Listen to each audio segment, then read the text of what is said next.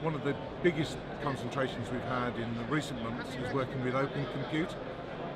So we've become assessed by Open Compute as being Open Compute ready, and they're launching that whole marketplace solution provider for Open Compute ready at their summit in San Jose on Thursday and Friday of this week.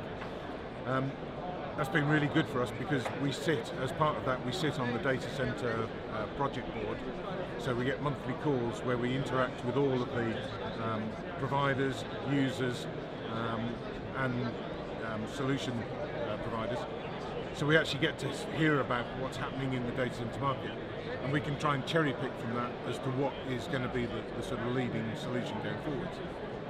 I think Open Compute as a platform is going to be a while before it's adopted across the board, but clearly people like Facebook, Microsoft, and the larger sort of hyperscalers are all using that type of equipment, mainly because it drives down the bottom line.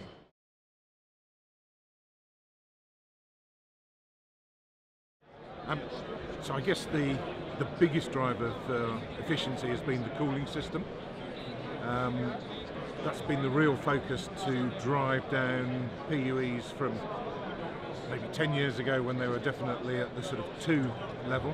So for every unit of electricity used for the IT, you had another unit to drive the cooling system.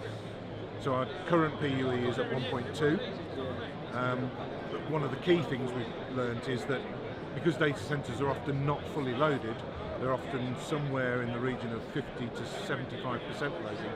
We've actually managed to develop a response from our PUE that actually dips during that mid-range. So we actually go down to about sort of 1.15, 1.16, and that really drives huge benefit for our customers. So going back, as I said earlier, trying to reduce that PUE is such a driver for the bottom line, and that's built into the OPC model as well. Energy probably, in relation to the other fixed costs, rentals and so on, probably accounts to 40 to 60% of the total cost of operating a data center, depending on what pitch they are and volume of space they're taking.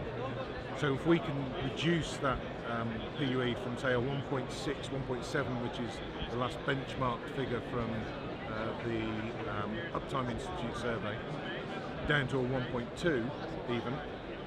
If we look at that over one of our 8.8 megawatt buildings, if that was running at 75% load, we would save the customer about £3 million of electricity annually.